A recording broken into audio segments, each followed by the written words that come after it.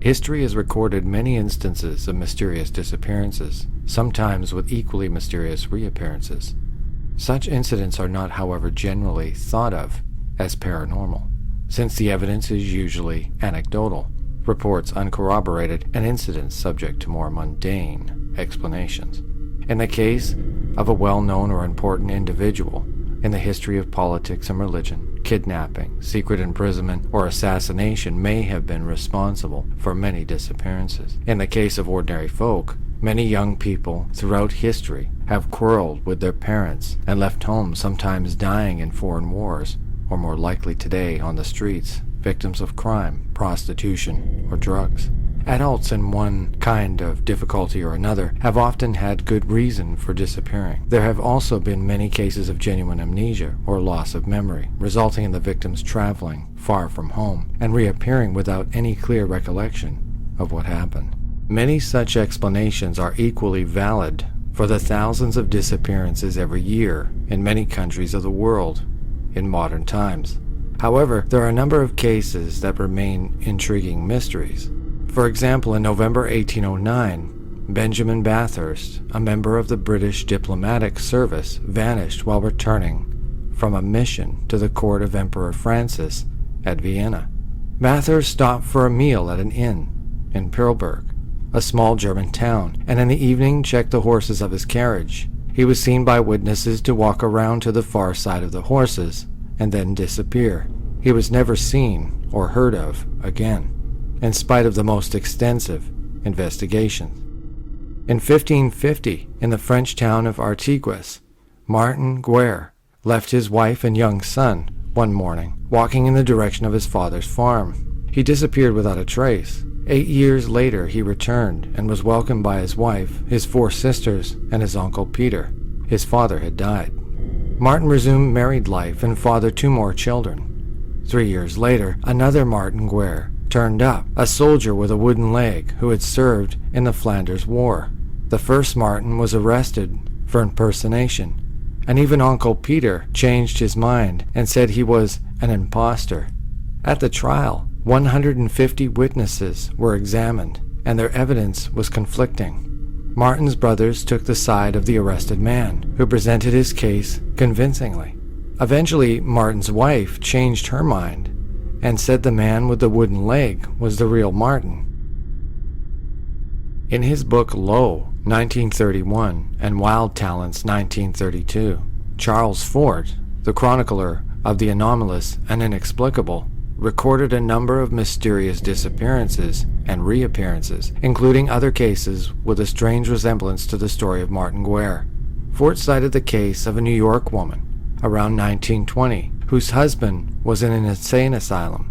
The woman was visited by a man who greeted her fondly, claiming to be her husband.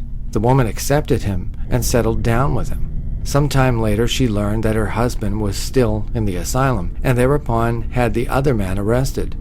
How could she have made a mistake in the first place? Fort noted another case where a man came to a woman whose husband was a sailor and claimed that he was the husband.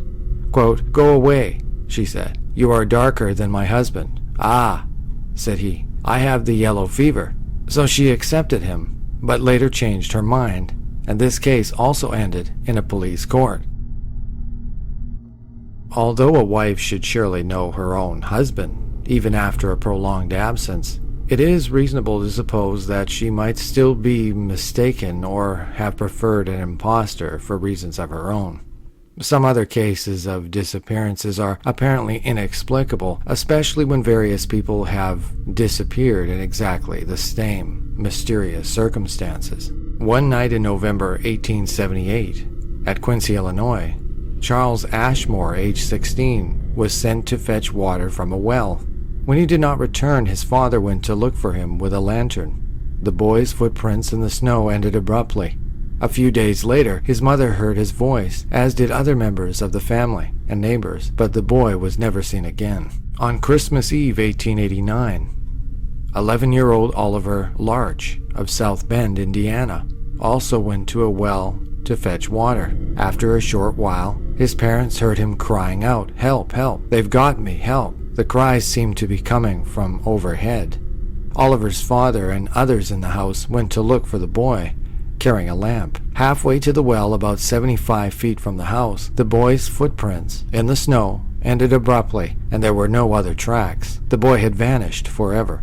An early example dates from the Roman conquests of Britain. About the year 119 CE, the 9th Roman Legion, known as Hispana, was sent to subdue one of several revolts in Brigantia, a confederacy of tribes in northern Britain. The 9th Legion, composed of some 6,000 men, disappeared without a trace. Some historians do not accept the evidence for this mass disappearance, but there are other cases in more recent history. During the Gallipoli campaign in World War I, the British 1st 5th Norfolk Regiment under Colonel Sir Horace Beauchamp pursued the enemy through forest territory and disappeared without a trace. The regiment was composed of 250 soldiers and 16 officers. Their strange story was reported in an eyewitness account by General Sir Ian Hamilton in a dispatch to the Secretary at War Earl Kitchener. On the 5th anniversary of the Gallipoli landings, former sapper Frederick Reichardt, who had been in the New Zealand Engineers, signed a statement in which he recalled the appearance of a strange huge cloud about 800 feet long and 220 feet high, into which the ill-fated regiment marched. When this cloud lifted soon afterward, the men had disappeared.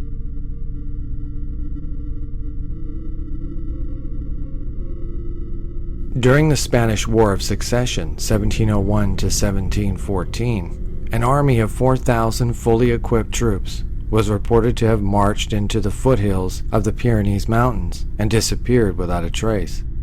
As recently as 1939, a Chinese army of nearly 3,000 troops disappeared overnight. They were stationed 16 miles south of Nanking and had orders to fight to the finish. 113 men were detailed to guard a strategically important bridge over which the enemy could advance. The other troops, 2,988 men, dug in at their front line. Colonel Li Fu-Xian gave the troops their orders and returned to headquarters. A couple of miles behind the front line, in the morning he found no response from the army field telephones and went to investigate. The detachment guarding the bridge was in position and assured the colonel that no enemy forces had passed across the bridge. But the 2,988 men in the front line had all disappeared. If they had deserted en masse, it is strange that they were never heard of again.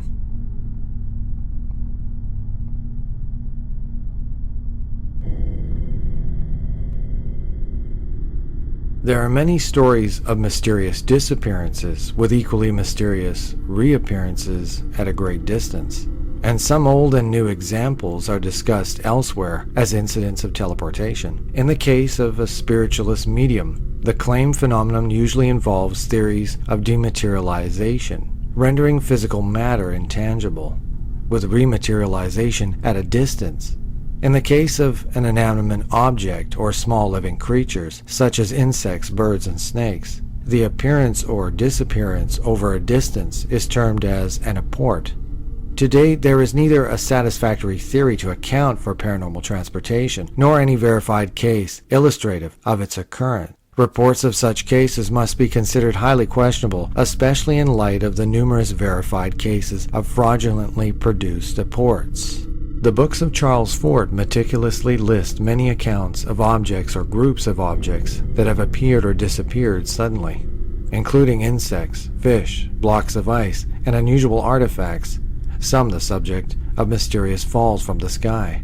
Many of these have been explored as products of infrequent but natural phenomena. Ancient accounts of teleportation of human beings are more impressive than modern ones, insofar as limited means of transport would preclude the conventional rapid transit as an explanation. They are, of course, countered by the inability to verify what often comes across as a tall tale.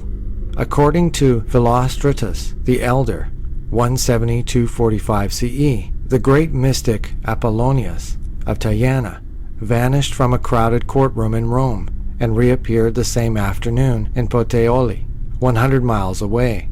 Similar stories are told in the Bible. In the Acts of the Apostles were delivered from a prison.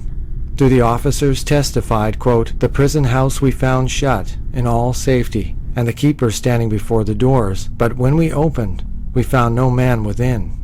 End quote. Acts 5:23. Saint Philip, after baptizing the Ethiopian, was, quote, "caught away by the Spirit," and found at Azotus. In his book Lo, Fort records that in the town of Rumford, Essex, in England, no less than 6 individuals were found wandering in the streets between 1920 and 1923. All of them were unable to tell how they got there or anything else about themselves. Even stranger was a report of a man who was walking down Uston Street in west central London one day, but 9 months later found himself working on a farm in Australia. Many stories have been told of ships that vanish at sea, or even crews that disappear, as in the case of the famous Mary Celeste. Claims have been made that certain ocean areas, like the so-called Bermuda Triangle, have mysteriously snatched ships and aircraft, though most of these claims have now been laid to rest. One of the most time-honored legends of the sea is that of the Flying Dutchman, condemned to sail the ship from age to age until redeemed by the love of a pure maiden. One of the strangest disappearances of modern history is surely that of the famous writer Ambrose Bierce. He had written many strange stories himself, including 3 about mysterious disappearances. One of these was based on the real-life story of David Lang, a farmer in Gallatin, Tennessee, who was said to have vanished in full view of 5 other people while crossing a field. A year later, his 2 children were out walking and heard a man's voice calling for help. They shouted, "Father, are you there?" And Lang's voice answered. The children fetched Lang's wife, and the calls for help persisted, but got fainter and eventually died out. Bierce visited the farm in Gallatin and based his story, the difficulty of crossing a field, on the incident. Bierce himself disappeared without a trace sometime after 1913. One theory is that he died in Mexico during the civil warfare between Villa and Carranza, but no one really knows how, where, or when he died.